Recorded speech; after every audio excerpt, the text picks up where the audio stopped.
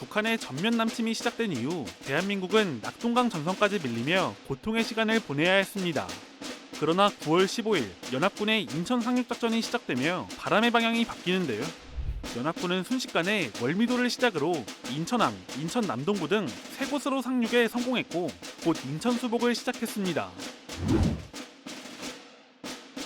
일부 부대를 상륙시키는 데 성공한 연합군은 이어서 본대 전력을 안전하게 상륙시키기 위해 해안 두보를 확보하는 한편 인천 점령을 시작했습니다. 이때 연합군은 적색 해안에 상륙한 미 제5해병연대를 북쪽에, 청색 해안에 상륙한 미 제1해병연대를 남쪽에 배치시켜 나란히 서울 방향으로 진격하려 했는데 생각보다 5해병연대의 진격이 늦어지고 있었습니다. 이에 작전을 수정해 시가지 소탕을 국군 해병 제3대대에 맡기고 미 5해병연대는 시가지를 우회해 전진하도록 했습니다. 이렇게 연합군은 상륙에 이어 청색해안 상륙지점에서 주안염전에 이르는 지역을 연결했고 16일 05시 48분엔 항모에서 출격한 9대의 항공기가 국도를 따라 인천으로 접근하는 북한군의 T-34 전차 6대를 폭격해 파괴하기도 했습니다. 한편 16일 아침 국군 해병 제3대대와 1대대는 시가지 소탕작전에 들어갔습니다. 두 부대는 경인철도를 경계로 남쪽의 도심 지역을 제3대대가, 북쪽의 공장지대를 제1대대가 담당했습니다. 당시 인천의 북한군 주력은 전날까지 이어진 연합군의 함포 공격과 항공폭격, 상륙부대의 돌격전에서 대부분 분쇄되어 인천에서 도주했으나 적지 않은 이들이 민간인으로 변장해 시가지에 잠복한 상태였습니다.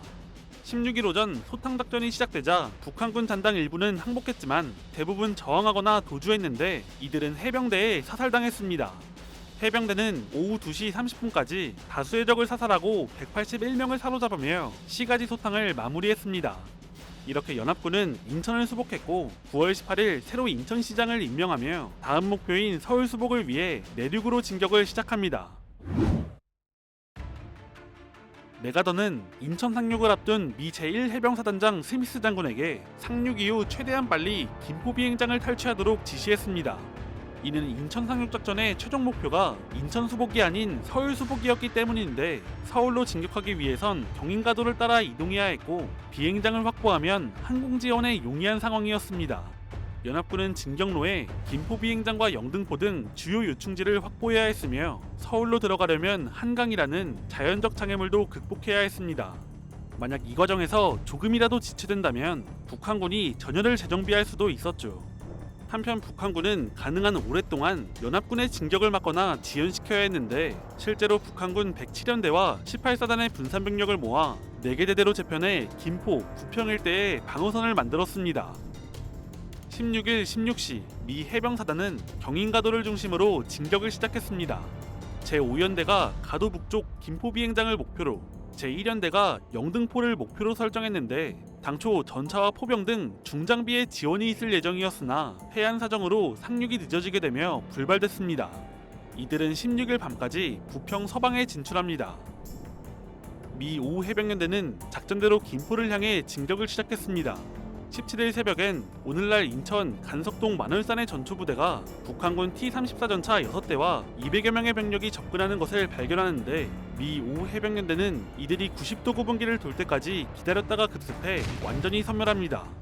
이어서 5연대는 국군 해병 3대대와 연계해 김포 부근에서 전투를 이어가는 한편 17일 09시엔 김포 비행장 남쪽 고지 공격을 개시하며 탈환전을 시작했습니다. 당시 김포 비행장은 북한군 병력 400여 명이 방어 중이었는데 제5해병연대는 활주로 남단을 시작으로 비행장으로 돌격해 저항하는 적 대부분을 사살했고 북한군은 야간에 여러 차례 기습을 시도했으나 5연대는 모든 공격을 격퇴하며 18일 08시 무렵 비행장을 완전히 장악합니다. 이런 와중에 인천 상륙작전 최대의 위기 상황이 터질 뻔하기도 합니다. 17일 아침 전선 시차를 나선 메가더 장군과 극동 미군 사령부 제10군단의 많은 장군과 참모장교, 언론사 특파원 등이 1해병연대 지휘소로 이동 중 아군 항공기에 파괴된 적 전차를 시찰했는데 일행이 떠난 뒤 해당 지역에 몸을 숨기고 있던 북한군 7명이 체포됐습니다. 한편 영등포 공략을 담당한 1해병연대는 예상보다 훨씬 치열한 전투를 치르고 있었습니다. 목표인 영등포는 북한군 입장에서도 매우 중요한 지점이었는데 영등포는 서울 사수를 위한 교통과 보급의 중심지로 북한군 내부에서도 영등포가 함락되면 그 즉시 서울도 함락될 것이라고 말할 정도였습니다. 북한군은 핵심 지역인 영등포를 지키기 위해 18사단의 한계연대 병력을 배치했으며 도심 곳곳을 방어 거점으로 삼아 요새화했고 안양천을 경계로 미군을 저지하기 위해 거세게 저항했습니다. 소사를 지나 경인가도를 따라 진격하던 미 1해병연대를 가로막은 것은 적의 지뢰지대였습니다. 한 차례 진군이 저지되자 공병소대의 지원을 받으며 진격을 이어가는데 이번엔 적의 공격을 받아 진군이 저지됩니다. 이어서 20일 새벽엔 전차 5대를 앞세운 북한군 한계대대 규모의 병력이 역습을 해오는 등 1해병연대는 20일까지 영등포를 점령하지 못하고 고전합니다. 이에 20일 야간부터 21일 새벽까지 영등포에 포격을 집중한 미군은 21일 아침부터 영등포 서북쪽과 남서쪽으로 공격을 시작했습니다. 서북쪽은 1해병연대의 1대대가 맡았는데 이들은 전차의 지원을 받으며 안양천을 건넜고 영등포 서쪽으로 공격을 이어갔습니다. 그러나 서남쪽의 주공은 북한군의 강력한 저항을 받아 상당한 병력 피해를 입으며 저녁까지 작전 목표 장악에 실패합니다. 하지만 북한군은 연합군을 저지하지 못했습니다. 서남쪽 주공은 포격 지원을 받으며 영등포 시가에 돌입했고 마침내 1해병연대는 22일 아침까지 시내 중심부까지 진입합니다. 이 과정에서 다수의 북한군이 사살됐고 남은 이들은 전의를 상실하고 도주하거나 항복했습니다. 미 1해병연대는 영등포를 완전히 장악하는 한편 23일에 노량진을 거쳐 한강 인도교까지 진출했습니다. 미 1해병연대가 영등포를 공격하는 동안 5해병연대와 국군해병 2대대는 18일부터 한강 도하를 위한 작전을 시작했습니다.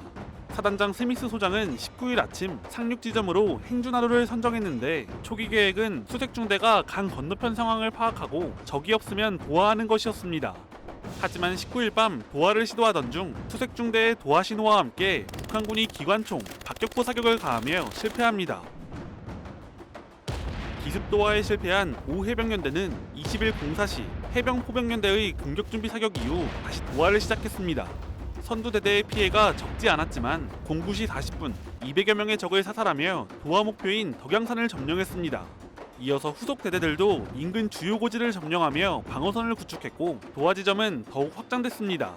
한편 20일까지 영등포 점령이 되지 않자 연합군은 작전을 수정하는데 1해병연대가 영등포를 공략하는 동안 한강 북쪽에서 적의 저항을 물리치고 1해병연대가 도하할 지점을 확보하기로 합니다. 한강을 도하해 서울 북서쪽 외곽에 진출한 연합군은 와우산, 노고산, 의령터미널 고지, 세 곳의 고지를 목표로 하며 공격을 시작했습니다. 먼저 국군 해병 1대대는 방어선 전방 백사고지를 공격했고 미 5해병연대는 북쪽의 안산과 남쪽의 와우산을 향했습니다. 한편 북한군은 연희고지를 중심으로 방어선을 구축했습니다. 연희고지는 오늘날 연세대학교에 위치했는데 전방엔 백사고지가 있었고 좌우에 나지막한 능선이 존재해 방어에 용이했으며 북한군은 북쪽의 안산, 남쪽의 와우산을 연결해 마치 서울을 막는 방벽처럼 저항선을 만들었습니다. 먼저 전투가 벌어진 곳은 국군 해병 1대대가 공격한 백사고지였습니다. 백사고지는 오늘날 궁동공원이 있는 곳인데 이곳은 북서쪽으로 하천과 개활지가 있어서 국군에 상당히 불리한 지형이었습니다. 그러나 국군은 2시간의 혈투 끝에 북한군을 격퇴했고 고지 점령에 성공합니다. 이어서 22일 07시 20분 국군 해병 1대대는 적 방어선 중추인 연희고지를 공격했습니다. 그런데 국군은 개활지를 건너며 북한군 공격에 막대한 피해를 입는데요. 사실 북한군은 백사고지를 빼앗긴 후 새벽에 2개 대대 병력과 전차연대의 전차 9대를 배치하는 등 병력을 보강한 상태였습니다. 안산 일대를 제압한 이 5해병연대 3대대가 지원하고자 했으나 역부족이었고 결국 100m도 진격하지 못하며 연희고지 공략을 실패합니다. 국군 해병 1대대는 300여 명의 사상자를 내고 미 5해병연대 2대대와 임무를 교대합니다. 24일 미 해병 2대대는 이번엔 공중지원과 야프 지원을 받으며 연희고지를 공격했습니다. 미 해병 2대대 역시 막대한 피해를 입지만 이번엔 고지 점령에 성공하는데 피해가 얼마나 컸는지 소속 중대 중에는 생존자가 고작 44명인 중대도 있었습니다. 이렇게 연합군은 안산, 연희고지, 와우산 점령에 성공합니다. 연희고지에서 전투가 벌어지는 동안 23일 미 제1해병연대는 영등포를 점령하고 도하 준비를 시작했습니다. 또한 뒤이어 상륙한 미 7사단 32연대도 서울 동남쪽까지 진출한 상황이었는데 역시 한강 남한으로 도하를 준비하고 있었습니다. 이런 상황에서 서측방 진격이 지지부진하다고 판단한 알몬드 소장은 미 7사단 32연대에 국군 17연대를 배속시켜 한강을 도하시킨 뒤 이를 주공으로 삼아 서울 시가지로 진입하기로 작전을 변경합니다. 25일 06시 미 32연대와 국군 17연대가 서빙고 지역으로 도하를 시작했습니다. 도하한 병력은 시가지 진입을 위해 인근 지역을 점령하기 시작했는데 남산과 왕십리, 금호동 121고지와 용마산 등지에서 북한군을 경멸하며 인근 요충지를 점령했습니다. 같은 날 미 1해병사단 역시 서측 방면에서 서울로 진격을 시작했습니다. 1해병연대는 마포와 용산 방면으로 향했고 연희고지를 넘은 5연대는 노고산 대구고지에서 서울 북서쪽 미아리고개까지 장악했으며 7연대는 개성과 서울 간의 주요 도로를 차단해 적 퇴로를 봉쇄했습니다. 이렇게 연합군은 서울을 완전히 포위합니다. 한편 순식간에 서울의 절반을 빼앗긴 북한군은 서울 사수 방침을 포기하고 서울 방어의 핵심인 18사단의 병력을 의정부 방향으로 철수시키기 시작했습니다. 서울에 잔존한 북한군은 여전히 끈질기게 저항했지만 이미 대세는 연합군의 승리로 기울어진 상황이었죠. 메가더 장군은 이미 연합군의 서울 탈환이 기정사실이라 확신했는지 26일 14시 유엔군 성명서 제9호를 발표하며 한국의 수도 서울은 다시 주인의 손에 돌아왔다. 한국군 제17연대와 미 제7사단 그리고 미 제1해병사단을 포함한 유엔군 각 부대는 서울을 포위하고 완전히 탈환하였다 라고 선언했습니다. 이후 서울의 북한군 단존병 포벌은 27일에 완료됐고 28일부턴 군인이 아닌 경찰이 서울의 치안을 담당하기 시작했습니다. 29일 12시엔 이승만 대통령과 메가더 장군이 참여한 서울 환도식이 거행되며 서울은 개전 이후 약 3개월 만에 다시 대한민국의 품으로 돌아왔습니다. 그리고 이제 본격적인 대반격의 시작이었습니다.